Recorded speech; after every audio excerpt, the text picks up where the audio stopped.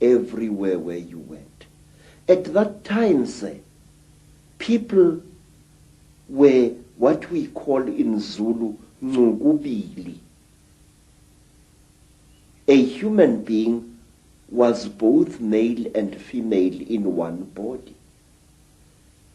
And out of the sky, one day came terrible objects.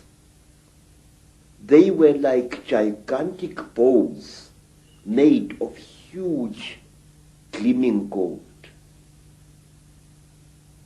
They were shaped like bows without strings, and they were bigger than the biggest mountains. They came out of the sky bringing great noise, black smoke, and fire with them. And out of those huge objects came them. At that time, sir, human beings could not speak. We had no gift of language at that time. And people had, however, great mental power. A man would go into the bush and, using the power of his mind, actually call out an animal which he wanted to hunt and kill for his children. And the animal would appear and kneel down before the man, and the man would kill the animal and take it home. But when the Chitauri arrived in Africa, they told our people that they were gods and that they were going to give us human beings great gifts on one condition.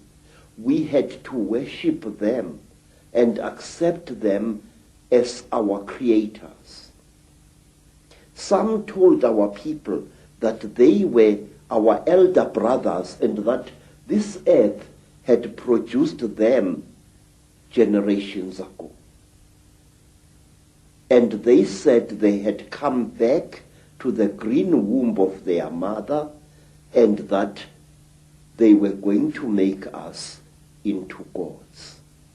What they did, they created a very strange pair of caves in the land. They dug 2 caves. In one cave was a green light, in another cave was a red light. And they drove human beings into these caves. And each human being had to choose which cave the human being wanted to go into. And those who went into the green cave came out as women. And those who went into the red cave came out as men. And then the talkers, the Chitauri, told our people that now they were perfect. But the moment the first men saw the first women, a terrible row erupted. The women hated the men because they looked between their legs and they saw what they thought were snakes dangling between the legs of the men. And the men hated the women because they looked on their chests and they saw these big things. What they were, they did not know. And then the Chitauri laughed. It was to them a very, very big joke. And then the Chitauri said, if you serve us, you wretched little human beings, we are going to make you into gods. And the human beings agreed to serve the Chitauri. And the Chitauri gave human beings a second gift, the gift of language. People started talking with their tongues where they had talked with their minds before. And there was a big rubbish starting again, because this man did not know the language of that man. And when this man greeted that man, this man thought that he was being insulted and saw a lot of murder and culpable homicide taking place all over the world.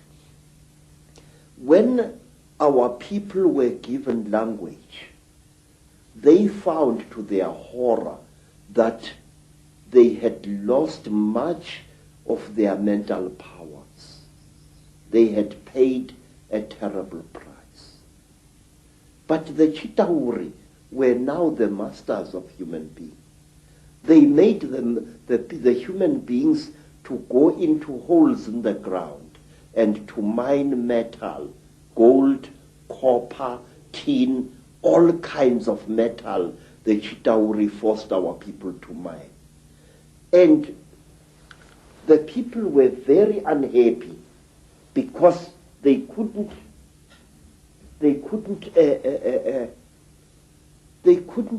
cope with the new sexual differences which were there now between men and women. And then from amongst the Chitauri came a very good female Chitauri. Her name was Mai Nzarantwari Samahongo. Mai Nzarantwari Samahongo was the senior wife of the terrible chief of the Chitauri, Umbaba Gorontwari Samahongo. She was sorry for human beings, this great reptile lady. She said to the poor people, "Ow, you are unhappy." And the people said, "Yes, great one. We go into the holes every day, we dig the stones and we bring it to the gods. But we are not happy."